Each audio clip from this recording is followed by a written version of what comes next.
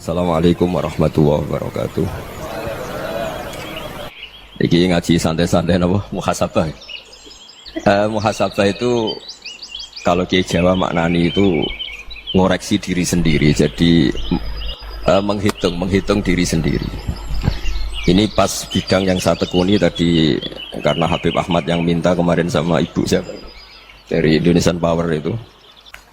Ibu Lia, saya turutin sekaligus saya sambil belajar terus tentang muhasabah. Dalam konteks Indonesia, muhasabah itu sudah jadi perilaku ya. Karena dulu orang tua saya, guru-guru saya kalau ngandani itu, bayangkan kalau kamu jadi dia.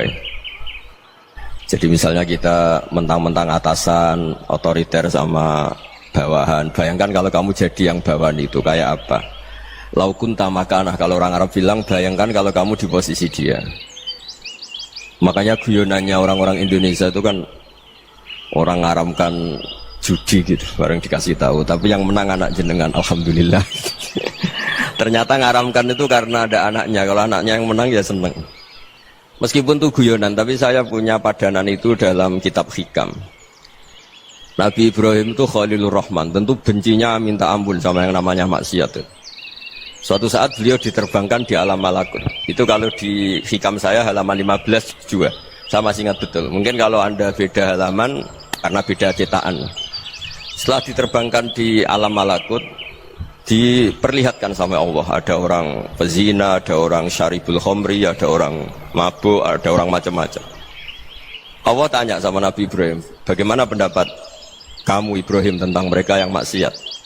Kata Nabi Ibrahim, ya Allah, habisi saja mereka. Mereka hidup di bumi engkau, makan rezeki engkau, kemudian mereka tidak taat sama engkau. Singkat cerita di fase itu, saya ulang lagi di fase itu, Allah nurutin. Sampai sekian peristiwa, mungkin 3 atau 4. Sudah, setelah sekian tahun Nabi Ibrahim lupa peristiwa itu, kemudian beliau diminta menyembelih anaknya. Ini versi kitab Hikam. Memang versinya banyak tentang kenapa Nabi Ibrahim disuruh menyembelih anaknya. Ketika mau menyembelih anaknya, Nabi Ibrahim ragu. Huwa samratu fuadi, anak saya ini buah hati saya, kenapa engkau suruh menyembelih? Terus kata Allah, apa kamu tidak ingat ketika kamu saya angkat di alam malakut, kemudian kamu usul bunuh-bunuh, saya tidak mempertimbangkan usul Anda, tapi kenapa sekarang saya merintahkan kamu mikir gitu? Terus, ya karena ini anak saya ya Allah. Terus kata Allah, rumang samu wong sumpukon mata ini gak gawean kau sing gawe kowe enak wae usul mata ini. Sebenarnya saya yang bikin, kemudian Anda enak aja usul membunuh. Semenjak itu Nabi Ibrahim itu di eranya itu asfaqun nas, orang paling sayang sama manusia. Karena kadang kita keras itu ya kebetulan itu udah anak kita, ada keluarga kita. Cara orang Jawa itu kan gitu ya, kalau ada perempuan terus macak yang macam-macam pakai sepeda motor cowok terus wah itu luput suwuk, semoga-moga gini. Tapi setelah dikasih tahu, niku ponakane jenengan, semoga-moga selamat. Jadi jangan-jangan kemarin ahli ma'asi itu kebetulan itu tidak keluarga kita. Kalau keluarga kita yang pernah salah pada kita, semangat kita mintakan maaf. Jangan-jangan kita didikte hukum sosial gitu. Jadi orang yang salah kebetulan itu orang yang menservis kita, atau keluarga kita, atau orang dekat kita. Jangan-jangan semangat kita mintakan ampun. Jadi kalau sama orang lain kebetulan musuh kita semangatnya minta itu kena adab. Nah ini yang nggak boleh dalam Islam. Islam mengajarkan niru Rasulullah SAW, Nabi itu rahmatal lil alamin. Bahkan kemarin saya ngaji virtual sama beberapa habaib. Ada Habib Ali Al-Jufri dari Mesir gitu. Ya, ada Habib Alwi dari Kuitang, ada Habib Nabil Al-Musawa. Dari sekian habaib itu saya masih ingat diantaranya yang didawuhkan rahmatan lil alamin itu ketika Nabi adahu kaumuh, disakiti oleh kaumnya, dan itu mereka masih kafir semua. Itu mereka dapat doanya Nabi, Allahumma hdi qaumi fa innahum la ya'lamun. Kayak apa baiknya Nabi, orang yang menyakiti, yang melukai ya, tapi Nabi masih berdoa, Allahumma hdi qaumi fa innahum la ya'lamun. Sayyidina Umar dapat doanya Nabi itu ya khina kana kafiran, ketika masih kafir didoakan, Allahumma a'izzal Islam bi Umar. Itu ketika masih kafir. Itu pelajaran bagi kita bahwa yang sedang tidak cocok pun itu berdapat doa kita. Ya doa supaya kondisi kita baik, hari tambah baik. Karena agama ini Saya berkali-kali bilang limangka nayarjuwa wal yaumal akhir. Agama ini diperuntukkan bagi yang selalu punya harapan pada Allah Subhanahu wa taala. Saya cerita muhasabah ini tentang hubungan kita dengan Allah. Di Indonesia itu banyak orang fasik, banyak orang nakal. Ya di mana-mana orang nakal itu ya mayoritas, wa aksaruhum fasikun. Tapi berkahnya harapan.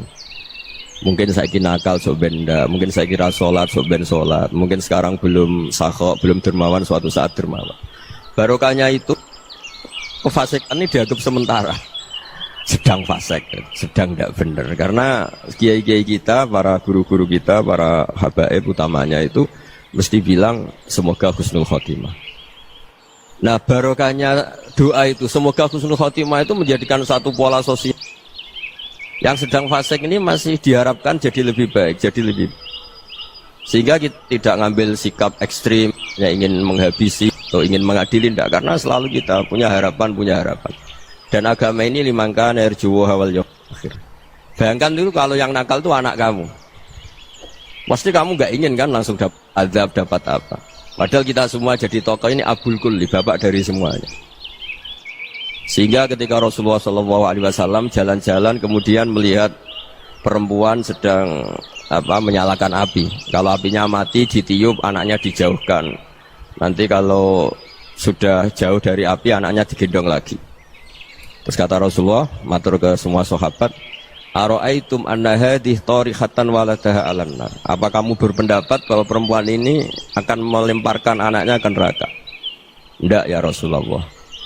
Tidak akan seorang ibu melemparkan anaknya ke api.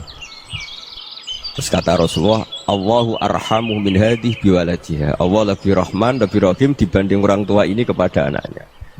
Ini yang harus kita kenalkan terus, kita kampanyakan terus, supaya orang hubungannya dengan Allah itu nyaman, asik. Sehingga dengan demikian selalu ada harapan bahwa yang sedang nakal ini suatu saat tobat. Kita tidak boleh menghukumi pasti begini, pasti gini, itu tidak wilayah kita. Itu juga yang dicontohkan Rasulullah SAW. Secara lahir Nabi itu nggak berkenan sama Wahsy, karena Wahsy itu salahnya salah fatal, karena membunuh ahabban nasi ila Rasulillah, yaitu membunuh Sayyid Hamzah. Jadi ketika Wahsy tobat, Nabi itu terima tobatnya. Dan ketika beliau dengan basariyahnya agak siap ketemu Wahsy karena harus ingat Sayyid Hamzah, basariyahnya diturutin. Oke, kamu iman, saya turutin, tapi jangan sering ketemu saya. Karena kalau ketemu kamu, saya masih ingat sama paman saya, Sayyid Hamzah. Kita bisa ngelola seperti itu. Kita tidak cocok sama orang, bagaimanapun mereka umat Rasulullah SAW, kita tetap mencintai mereka. Misalnya kalau beda agama, mereka sama-sama orang Indonesia, kita mencintai mereka atas nama warga Indonesia. Tapi kalau misalnya potongannya ora cocok, beda kultur, bawaannya itu mangkelno cara Jawa, ya bisa diilmoni, jangan ketemu. Wong sudah tidak cocok, ingin ketemu nyari solusi, roh ini tok seneng itu kan ya repot itu. Ya sudah, kalau nggak pati cocok ya jangan sering ketemu. Dan itu kita bisa memanage seperti itu tuh bisa. Saya berkali-kali cerita tentang Imam Syafi'i. Kalau dikasih tahu ya Imam Abu Abdillah, panggilannya Imam Syafi'i, tetangga anda ini ternyata banyak yang nggak senang anda. Jawabnya beliau senang. Ya bagus kalau nggak senang saya, ndak utang saya katanya. Jadi gara-gara saman seneng aku ngatur aku ini kan. Dan mungkin saman rasa seneng kan ya enak. Jadi hidup itu dianggap happy. Kalau seneng ya teman silaturahim, kalau nggak seneng ya nggak bakal utang gitu. Baru kaya seneng itu nggak ganggu. Gitu. Jadi dulu itu orang bisa ngelola seneng tidak seneng itu bisa, karena ada kearifan hubungan dengan Allah Subhanahu wa Ta'ala. Hidupnya selesai karena masyghul bi dzikrillah, mereka sibuk dengan Allah. Makanya kata ulama-ulama tasawuf, kamu jangan melihat manusia perilakunya, tapi kamu juga harus ingat yang gerakkan semua itu Allah Subhanahu wa Ta'ala. Dengan demikian kita farah, kita senang. Makanya Nabi kalau ngutus Anas bin Malik kemudian nggak kesampaian yang diinginkan karena Anas main. Ketika garwa-garwani Nabi agak tersinggung, Nabi andaikan Allah menghendaki yang saya inginkan kesampaian, pasti itu kesampaian. Jadi dianggap kegagalan Anas gak manggil yang dituju Nabi itu ya kersane Allah, ya enteng saja. Sayyidina Ali lebih parah lagi yang dialamin. Itu dalam beliau kalau dipanggil itu gak cepet-cepet ke sana. Ketika ditanya, kenapa kamu tak panggil gak cepet ke saya? Amin tu ukubatak, karena aku tahu engkau orang baik. Orang baik itu pemaaf. Jadi makanya orang-orang soleh dulu itu bodoni itu. Makanya sekarang kalau ada orang bodoni itu mesti beda orang soleh. Kalau orang-orang soleh itu kakean husnudzon lagi sering dibodonin. Abdullah bin Umar itu masyhur itu. Kalau ada budaknya sering sholat, sergap sholat itu dimerdekakan. Akhirnya enggak sholat pun pura-pura sholat. Akhirnya juga dimerdekakan. Ketika ditanya, kenapa engkau merdekakan? Padahal mereka sholatnya menipu engkau, kata pembisik-pembisik itu. Man khoda'ana lillah in khoda'na lah. Dia nipu atas nama Allah, berarti saat tertipu juga atas nama Allah. Enggak masalah dong, semuanya demi Allah Subhanahu wa ta'ala. Jadi ketika kita mensifati Allah Ta'ala itu ghafir, Allah pemaaf. Jangan kamu nggak fair untuk diri kamu nyifati Allah ghafir, pada orang lain Allah kamu sifati syadidul iqab. Jadi Allah kamu atur, kayak MC tadi ngatur saya. Jadi Allah itu apa? Kalau pada saya ghafir, kalau pada musuh saya syadidul iqab. Itu nggak fair. Kalau Anda punya harapan kepada Allah karena Allah Rahman Rahim, Allah ghafir, sebenarnya Allah pada musuh kita ya bisa saja Allah ghafir, bisa saja Allah Rahman. Sehingga kita melihat orang lain yang kita tidak cocok itu ya enteng saja. Itu min ummati Rasulillah sing tanaluhu syafa'atuh, tanaluhu sa'atu rahmati, tanaluhu fair. Jangan dengan kita kayak mesti dapat rahmat. Jangan orang lain kayak Allah pasti syadidul iqab. Itu tidak boleh. Sehingga ketika ada orang Badui, singkat cerita orang Badui ini kencing di masjid, semua sahabat membentak dia. Yang enggak bentak hanya Nabi tok. Saking mangkalnya orang ini karena semua sahabat bentak kecuali Nabi. Setelah dibenarin Nabi, terus Nabi nyuruh sabbu ali dhanuban min ma'in. Setelah disucikan masjid itu, dia berdoa keras sekali. Allahumma arhamni wa Muhammadan wa la tarham ma'ana ahadan. Ya Allah, yang berhak dapat rahmatmu hanya saya dan Nabi Muhammad, yang lainnya jangan. Karena yang lainnya tuh jengkelin, gitu aja saya salah dimarah-marahin gitu. Jadi kalau kamu doa terbatas ya kayak orang Bedui ini, kayak orang Arabi. Apa kata Nabi? Laqad tahajjarta wasi'an. Allah yang rahmatnya luas menjadi kamu sempitkan. Karena kamu mau atur Allah hanya Rahman pada Indonesian Power, pada NU, pada kita, yang orang lain nggak perlu dapat. Itu kan kasihan Islam, karena Islam terus nggak dimiliki semua orang. Allah nggak dimiliki semua orang, Rasulullah nggak dimiliki semua orang, karena dipek NU, dipek ormas tertentu, dipek nggak boleh seperti itu. Nggak boleh tahajjarta wasi'an, kata Nabi, nggak boleh mempersempit zat yang rahmatnya itu luas. Ini semoga etika ini kita pakai di Indonesia. Yang sedang fase kita harapkan lebih baik. Yang sedang nggak dapat hidayah kita doakan dapat apa? Hidayah. Masyhur kan, makanya tadi saya mohon sama Habib Ali supaya Habib Ahmad supaya tetap mahalul qiyam, tabaruk sama Habib Ali. Di antara doa-doa di Simtuduror masyhur itu antuqa bilal mudhniba minnah bil ghufran wal musi'ah bil ihsan. Jadi harapannya para habaib, para orang-orang baik dulu ya, semoga yang dosa itu dimaafkan, yang sedang salah dibuka, bikin lebih baik. Nabi itu tugasnya juga gitu. Wastaghfir li dzambika walil mu'minina wal mu'minat. Nabi itu tugasnya juga memintakan ampun yang sedang salah. Nah, ini cobalah jadi etika kita, muhasabah kita. Jadi muhasabah itu cara berpikir kita set, kita pikir ulang. Ternyata semangatnya seorang nabi itu wastaghfir li dzambika walil mu'minun. Semangatnya itu memintakan ampun. Orang ahli tafsir tahu semua kalau Nabi itu tidak mungkin dosa. Jadi itu khitabun lin Nabi wa urida bihi ummatu, itu khitab Nabi, tapi yang dimaksud itu umatnya, karena Nabi tidak akan mengalami dzambun, tidak akan mengalami dosa. Sekarang enggak, kadang-kadang kita ini kalau orang lain salah itu semangat. Kalau di perusahaan ada teman salah, apalagi pimpinan salah itu seneng, barokahnya salah bisa ganti kan gitu. Jadi kalau mungkin di dunia tokoh juga gitu, barokahnya ada tokoh salah, kita yang jadi populer sendiri, tidak boleh seperti itu. Kita harus salimus sodri ijami'il muslimin. Jadi ini harus dilatih. Saya tadi matur sama Habib Ahmad, latihan kita jadi hidup. Nabi itu kalau resep jadi wali itu kata Nabi gampang. Kata Nabi, kalau kamu ingin disenangin Allah, ya sudah. Kalau kamu asbahta wa amseta gini-gini, perasaan kamu, kata Nabi, jangan punya perasaan ghil sama orang muslimin. Itu sudah wadzalika min sunnati. Makanya Nabi ngendikan la yablughni ahadun an ahadin syai'an. Ada yang baca la yuballighni ahadun an ahadin syai'an. Seseorang jangan melaporkan ke saya tentang salahnya yang lain. Fa inni akhruju ilaikum wa ana salimus sodri. Karena saya ingin ketemu sampean semua dalam keadaan salimus sodri, tidak punya perasaan apa-apa. Karena kalau nurutin pembisik, nurutin informasi itu ya repot, karena orang pasti sepihak. Ada kiai yang top, datang ke kampung-kampung ning desa-desa. Kata yang seneng itu punya akhlak. Wah itu bagus orang besar datang ke kampung-kampung. Kata yang nggak seneng, Oh itu jobnya kayak kecil kok diambil, itu kan ya kasihan itu kan sudut pandang. Makanya saya sering bilang akal kita ini cukup untuk mentasdik Rasulullah Shallallahu Alaihi Wasallam. Meskipun perasaan kita kadang orang Jawa itu beda. Saya berkali-kali bilang sama peneliti dari Jogja, kenapa sih Gus para nabi itu kok poligami istrinya banyak?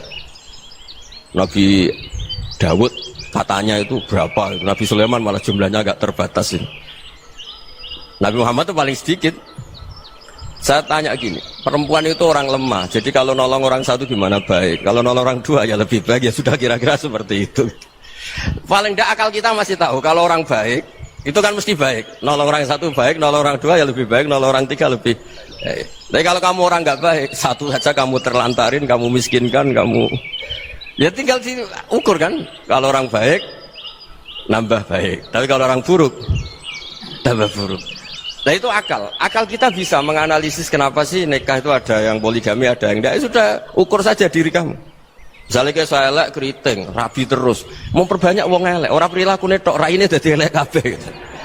Tapi nak kowe iku ganteng, alim, ganteng, sugih, anake ganteng-ganteng, berhubung kowe saleh ahli swarga kabeh, mertua yo bangga karena karir kamu meyakinkan.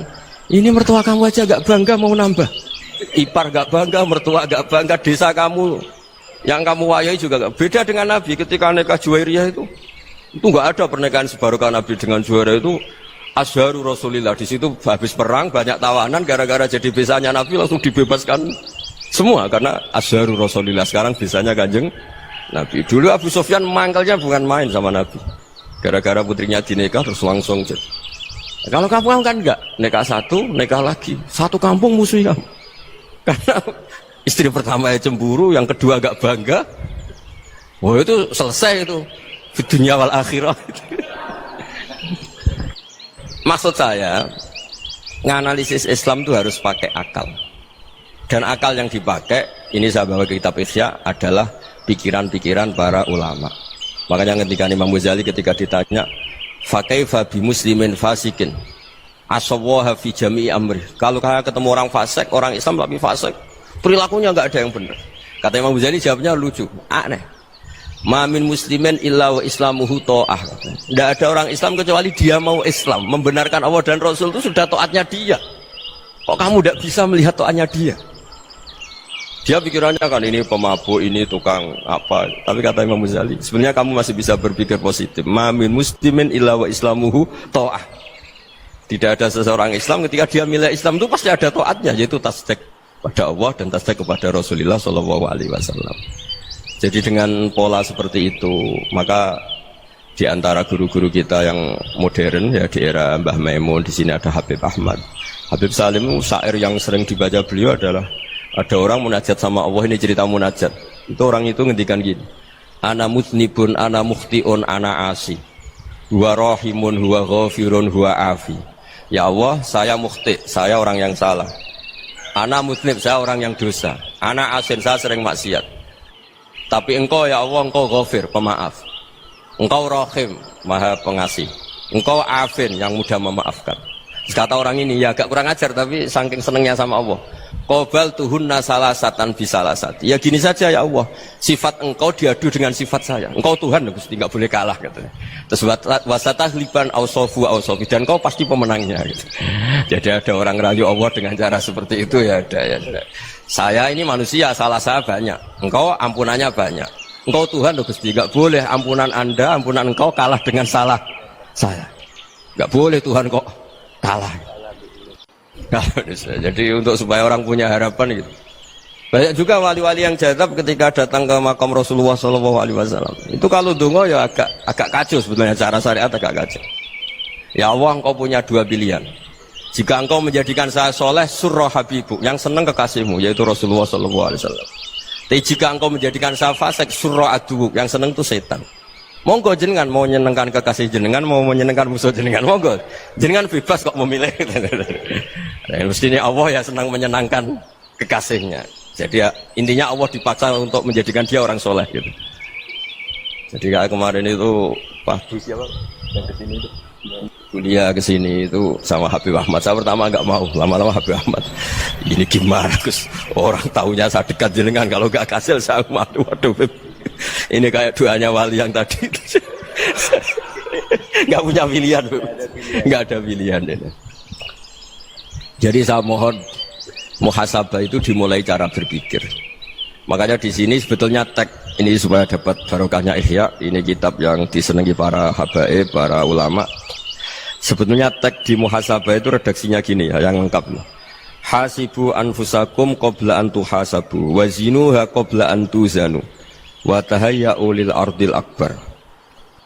Jadi ada kata wazinu, jadi ukur. Perilaku Anda ini diukur, ditakar.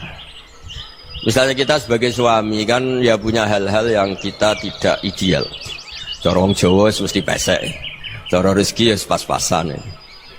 Dan kita juga kalau makanya agak boleh tanya istri begini, apa saat cinta pertama Anda? Pasti Anda kecewa. Orang jadi istri hanya korban terakhir gitu.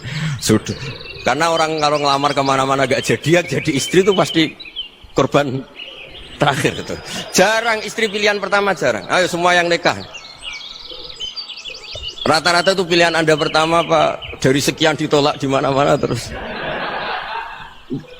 Ya perempuan terakhir. Kamu juga korban terakhir gitu. Itu wali-wali dulu kalau ngandani kita itu sederhana. Antal ini masyhur diceritakan Habib Zain bin Semit dalam kitab Al-Manhajus Sawi. Antalam tajid min nafsika kullama turid. Fa kaifa turidu min ghairika kullama turid. Kamu yang ingin ideal saja kamu tidak menemukan pada diri kamu untuk menjadi ideal. Kamu kan ingin ganteng, ingin punya uang banyak, ingin perilaku Anda sempurna. Anda saja yang punya keinginan tidak bisa mewujudkan keinginan Anda sendiri. Fa kaifa turidu min ghairika ma turid. Jadi antalam tajid min nafsika kullama turid. Fa kaifa turidu min ghairika kullama turid. Kamu yang punya keinginan saja. Misalnya saya ingin punya uang banyak, perilaku saya selalu benar, gak pernah salah. Loh, saya yang ingin saja dengan diri saya gak bisa untuk benar terus. Kok kamu berharap orang lain selalu benar? Jadi antalam tajid ya sama. Kalau kamu menuntut istri kamu itu ramah, neriman, apa kamu neriman sama wajah istri Anda gitu? Engko yo pola ning dindi jajaki sana jajaki sini kamu sendiri ndak kona apa. Jadi itu nasihat yang luar biasa. Antalam tajid min nafsika kullama turid, fa kaifa turidu min ghairika kullama turid. Kamu mau menghormati semua orang, ndak mau kan? Kemudian Anda berharap semua orang menghormati kamu tidak ingin kan orang lain semua menghujat kamu. Sementara kamu enak aja menghujat orang lain. Makanya Rasulullah SAW itu luar biasa ketika bikin kaidah sosial. Apa la yu'minu ahadukum hatta yuhibba li akhihi ma yuhibbu li nafsi. Jadi kalau ukuran iman itu sederhana. Kalau sesuatu itu baik, nyaman bagi Anda ya bayangkan itu pada teman Anda. Misalnya Anda bangun tidur sudah acak-acakan, nggak punya uang, utang jatuh tempo, kan nggak ingin ketemu orang. Ya kamu jangan bertamu ke jenis ini karena dengan kamu yang alami juga gak siap ketemu orang. Makanya ada Habib Alim itu dilapuri sama seseorang. Beb, dulu teman saya itu ketika saya kaya itu sering main ke saya. Setelah saya miskin mereka tidak main ke saya. Kata Habib itu bagus, sunau begitu itu bagus. Coba kalau kamu dulu kaya teman kamu main kan kamu gaya di rumah ada makanan bisa hormat tamu. Setelah kamu miskin jadi buruh manol di pasar atau buruh bikin boto teman kamu datang malu enggak kamu? Mendingan gak datang itu. Akhirnya baru, oh ya alhamdulillah kalau gitu. Loh ya kan dulu teman kita datang, kita ada Alphard, istri cantik, rumah bagus. Lah kita miskin, buruhnya orang pas dibentak-bentak, teman kamu udah datang. Milih datang kamu enggak kalau setelah kamu jatuh? Enggak kan? Jadi barokahnya ilmu itu terus. Ya, tapi kadang-kadang orang tuh, wah setelah saya miskin teman-teman enggak kasih ke sini. Ya kalau kamu sudah jatuh, teman-teman kamu di situ jadi tontonan. Ya mulai sekarang cara berpikir itu dirubah. Dulu yang namanya kiai itu kalau diundang orang itu ya agak-agak senang. Semenjak saya itu agak rubah. Mengundang kiai, ngatur kiai itu tak haram-haramkan ya ada lumayan lah sekarang itu sudah mulai agak beretika. Dulu itu ngundang tuh tanggalnya ditentukan, jamnya ditentukan. Enggak mikir apa kiai saat itu nganggur, enggak. Punya wadifah, enggak. Dia milih tanggal yang dia nganggur, enggak mikir masa itu kiainya nganggur apa, enggak. Ya saya hanya cerita aja, kamu tersinggung ya monggo, boten ya monggo itu kan. Jadi saya mohon lah supaya tadi saya juga matur ke Habib Ahmad. Jadi Untuk orang merasa ikut sunnah Rasul itu gampang sekali kata Sayyid Muhammad. Dulu Nabi berpakaian ala daerahnya. Kalau mikot ya pakai mikotu baladi. Karena Nabi orang Madinah dan beliau berdomisili di Madinah, ya misalnya mikotnya dari Bir Ali misalnya. Tapi kalau Anda orang kawasan Tanim mau umrah ya dari Tanim. Misalnya kawasan Jirona ya dari Jirona. Artinya apa? Kamu ngambil mikot karena Nabi mikot misalnya dari Bir Ali, bukan berarti kamu harus seperti Nabi di Bir Ali, kamu orang Mekah, misalnya kamu orang Tanim, orang dia harus dari mikot itu apa? Baladi. Sama, makanya di fikih-fikih itu kalau teknik anak, Nabi orang Arab, halawiyatnya kurma ya kurma. Kalau orang Jawa sedegan, semua podo-podo. Ya, podo-podo manis. Jadi ini tabaruk sama Sayyid Muhammad, ini ada murid beliau, Habib Ahmad, sahabat. Supaya orang itu merasa ikut Nabi itu gampang sekali. Ini sahabat saya di halaman tadi disaksikan Habib Ahmad 433 di kitab apa begini? Manhajus Salaf fi Fahmin Nusus. Itu kata Sayyid Muhammad, wa kanat sunnatu Rasulillah annahu yat'amu ma yajiduhu fi ardi wa yalbasu ma yajidu wa yarkabu ma yajidu mimma abahu Allah ta'ala. Faman istamala ma yajidu fi ardi fa huwa al-muttabi' lis-sunnah. Kama annahu hajjal baita min madinati. Faman hajjal baita min madinati nafsihi fa huwa al-muttabi' lis-sunnah. Wa illam takun hadhil madinatu tilka. Jadi intinya misalnya Nabi dulu itu ngasih sedekah kepada fakir miskin ya pakai dinar, dirham. Ya kalau orang misalnya sedekah pakai rupiah ya sudah ikut sunnah Nabi. Jangan, lo Nabi pakai dinar loh, kamu kok pakai rupiah. Dulu dinarnya Nabi udah ada tulisannya Bank Indonesia, kamu ada tulisannya Bank. Ya tidak ada seperti itu. Ya jadi misalnya Nabi sedekah pakai tamar atau pakai al-aqid, ya kita pakai beras, pakai apa. Supaya orang itu bahwa Rasulullah itu milik kafatal linnas, milik semuanya. Sehingga merasa ikut sunnah Nabi itu ya semuanya. Makanya dulu Mbah Mun kalau motivasi saya supaya bombong, kalau orang Jawa bilang bombong. Wong Jawa mesti ono wong alim. Beliau menyontohkan Mas itu Mbah Fadol, Senori, Mbah Ihsan Jambes. Itu bisa ngarang-ngarang kitab luar biasa. Padahal beliau bukan orang Arab. Imam Sibawa itu orang Persia, Imam Ghazali orang Tus itu juga ikut Persia. Kata Imam Mun, wong sing ora Arab lah mesti untuk jatah alim kata beliau. Karena Nabi itu diutus kafatal linnas. Nanti kalau orang yang alim itu Arab tok, berarti tidak ada perwakilan dari Afrika, dari Asia Tenggara, dari mana-mana. Makanya karena Nabi statusnya itu kafatal linnas. Jadi kita harus bangga sebagai Muslim, sebagai orang Indonesia karena misalnya Wali Kutub dulu terkenalnya hanya ada di Yaman, di mana. Ternyata pernah ada juga di Indonesia dan seperti Habib Abu Bakar Segaf Gresik. Jadi ya artinya kan tetap orang Indonesia meskipun beliau dzurriyyah Rasul kan ya sudah orang apa? Orang Indonesia. Dzurriyyahnya Habib Ali Simtuduror sekarang di Solo. Jadi Indonesia juga dapat alawin banyak dari Sadatinal Alawin juga banyak. Jadi saya mohon barokahnya ngaji seperti ini. Melihat orang lain tuh gampang, bayangkan tuh kalau anak kamu. Makanya Nabi nanti kalau nggak percaya lihat di Hikam nomor 15 di kitab saya itu. Di situ dijelaskan oleh Hikam, jangan-jangan semangat Anda pada orang yang maksiat, pada orang yang keliru supaya dihukum itu karena kebetulan itu udah anak Anda, itu udah keluarga Anda. Coba kalau itu keluarga. Makanya kalau saya guyonan di Jogja itu ada pembantu mecahkan piring terus dimarahi majikannya, saya mesti guyon gitu. Pasti itu pembantunya tidak cantik. Kok bisa Gus? Andai kan cantik dan kamu senang mecahno piring satu, piring 1000 ora iso ngamuk kowe. Ternyata ngamuknya itu karena mecahkan piring apa karena plus tidak cantik? Coba jawab para lelaki ini. Kamu marah sama orang maksiat tuh karena maksiat karena plus itu udah anak Anda. Bayangkan kalau itu anak Anda. Itu hebatnya Rasulullah SAW.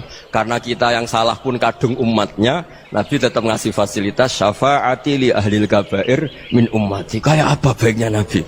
Tidak ikut maksiat tapi ikut fasilitasi ngasih syafaat. Loh kalau li ahlil ibadah kan wajar. Nabi ketika ini syafaati li ahlil kabair min ummati. Ya karena tadi logika yang dibangun Rasulullah itu logika yang luar biasa. Kita semangat orang lain kena hukuman itu karena kita tidak punya ra'fah, tidak punya rahmah. Coba kalau Rasulullah yang bil mu'minina ra'ufur rahim, semangatnya itu mendoakan supaya tobat, mendoakan diampuni. Dan itu juga yang diperintahkan oleh Allah Subhanahu wa taala, wastaghfir li dzambika walil mu'minina wal mu'minat. Ya semoga barokahnya ngaji ini, barokahnya Habib Ahmad, barokahnya Maulid Simtuduror, barokahnya semua kitab Madaih, Tibak Barjanji semuanya, barokahnya Ikhya, barokahnya Said Muhammad. barokahnya guru kita semua, Mbah Maimun, bapak saya, kita ini ngikuti manhaj, ya, ngikuti apa? Manhaj. Saya sering didhawuhi Mbah Mun, kenapa ihdinas siratal mustaqim bukan siratoka, bukan jalan engkau ya Allah, karena Allah itu nggak bisa kamu tiru. Allah itu tidak tidur, tidak makan, tidak kesel, tidak capek. Yang bisa ditiru itu siratal ladzina an'amta alaihim. Yang bisa ditiru manusia ya niru manusia. Karena Allah itu tidak bisa ditiru. Makanya ihdinas siratal mustaqim siratal ladzina. Dan niru siapa? Niru guru-guru kita.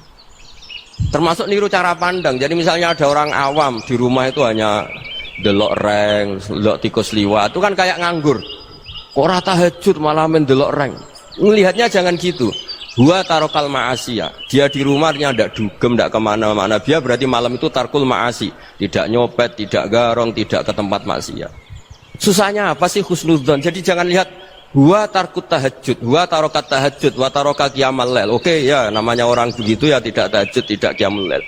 Tapi susahnya apa sih kamu bilang huwa tarokal ma'asiyah? Dia juga meninggalkan maksiat. Dan tarkul maksiat itu ibadah. Supaya orang tuh gampang lah husnudzon sama orang muslim. Ini orang mukmin, orang yang luar biasa. Di mata Allah itu orang yang luar biasa. Kayak tadi Imam Ghazali, kalau saya ketemu orang muslim kemudian dia tidak pernah baik, gimana? Kata Imam Ghazali, ma min muslimin illa wa islamuhu ta'ah. Tidak ada orang Islam ketika dia mentasdihkan Allah dan Rasulullah, berarti dia juga punya taat. Ya ini latihan saja, sing iso nglakoni Habib Ahmad kula namung cerita mawon. Kula cerita secara akademik, saya punya kitab, saya baca, dan alhamdulillah kita faham barokahnya para guru, dan supaya terbiasalah sebaik-baiknya ibadah husnudzon billah wa husnudzon bil mu'min. Soal tidak cocok ya diilmoni tadi ya, namanya nggak cocok ya jangan sering ketemu. Seperti Rasulullah SAW, beliau karena sangat mencintai Sayyid Hamzah, ketemu orang yang pernah begitu sama Sayyid Hamzah ya beliau secara basyariah tidak siap. Tapi beliau secara cara bahasa sekarang, secara profesional, kalau beliau seorang nabi dan harus menerima tobatnya siapapun ya diterima. Saya meskipun dengan A, B gak cocok karena dia begini-begini sama saya, tapi saya ingat dia sholat, dia baca sholawat, dia mencintai Rasulullah, ya kita hormat. Ya soal gak cocok ya di manage tadi ya, zuruhiban tasdid huban. Kalau gak pati cocok ya jangan sering ketemu, bawaannya enak nanti. Ya semuanya itu diilmoni lah. Makanya ngendikane Ma'ruf Al-Qurhi ada yang baca Al-Kharki, mangqala fil yaumi salasa marrat marham umat Muhammad kutiba minal abdal. Karena semangat mencintai siapapun satu hari sering baca marham umat Muhammad, wa asli umat Muhammad, wa tajawaz an ummati Muhammad, itu mesti kutiba minal abdal. Dia pasti termasuk wali abdal. Maksudnya semangat mencintai ya dilatih lah. Misalnya Indonesia Power atau PLN, andai kan tidak ada PLN tuh kayak apa? Orang nggak bisa ngaji, tidak bisa aktivitas. Ya barokahnya ada PLN, barokahnya jasanya. Kita sadar, tidak semua kebaikan kita ini memenuhi keinginan orang banyak. Gitu. Orang banyak ingin listrik, ingin saluran apa, dan itu kadang yang mewujudkan orang lain atau kelompok lain. Ya karena itu manfaat ke orang lain ya kita doakan. Karena khairunas anfa'uhum linnas. Sehingga kita terbiasalah ngakui orang lain. Seperti semangatnya Rasulullah SAW, semuanya itu didoakan, semuanya diinginkan kebaikannya. Bahkan Nabi gak putus asa sampai di akhirat. Ketika Nabi lain sudah putus asa karena sudah akhirat, sampai dimintai syafaat semuanya bilang nafsi, nafsi. Karena merasa semuanya gak punya nyali di depan Allah. Karena ini sudah akhirat, sudah finish. Tapi apa Rasulullah? Analah. Ya sudah, saya sanggup mensyafaati kalian. Terus kata Nabi, fa'atiyal arsya. Saya mendatangi aras fa akhiru lahu sajidan, saya sujud wa ahmaduhu bima hamida 'allamani rabbi. Kemudian saya tetap muji Allah dengan pujian yang terus menerus. Padahal sudah di akhirat sudah finish. Nabi dimintai syafaat masih sanggup karena Nabi tahu akhirat tidak bisa mendikte Allah, tidak bisa Allah terus bilang, "Ya Allah ini akhirat loh, engkau sudah tidak boleh mensyafaat." Tidak bisa. Allah tidak bisa diganggu akhirat. Allah tidak boleh dibatalkan rahmannya oleh akhirat. Allah tetap Rahman Rahim abadal abad. Dan Nabi tahu itu. Makanya kata para ulama, fa Muhammadun ahmadu min ghairihi. Jadi Nabi Muhammad namanya dua yang terkenal. Sebenarnya banyak yang terkenal dua, Muhammad sama Ahmad. Ketika Nabi punya nyali memuji Allah di akhirat atau sudah di akhirat, itu fa Muhammadun ahmadu min ghairihi. Ketika Nabi lain sudah tidak punya nyali muji Allah karena sudah akhirat, Nabi Muhammad tetap berani muji Allah di saat seperti itu. Makanya Ahmadu di situ kata ulama itu af'al tafdil, fa Muhammadun ahmadu min ghairihi. Kanjeng Nabi lebih memuji Allah di saat yang Nabi lain sudah tidak punya nyali untuk memuji Allah di saat itu. Makanya kata Nabi fa akhiru lahu sajidan wa ahmadhu bima hamida 'allamaniha rabbi. Akhirnya setelah lama gitu terus Allah ngendikan ya Muhammad irfa' ra'sak wasal tu'tah wasfa' tusyaffa. Sudah Muhammad, angkat kepala kamu, kamu minta apa saya turutin, dan kalau kamu ingin mensyafaati umatmu saya beri hak napa? Syafaat. Nah, semoga semangat itu juga menjadikan kita munajat bahwa rahmat Allah tidak terbatas, harapan juga tidak terbatas. Mungkin yang sedang nakal ya kita katakan sedang, jangan terus kamu pastikan wah ini mesti suul khotimah, mesti tidak orang baik. Tidak, agama ini liman kana yarjuha wal yaumal akhir, selalu bagi yang punya harapan. Ya, mugi-mugi dapat barokah semua. Matur dengan kata wassalamualaikum warahmatullahi wabarakatuh.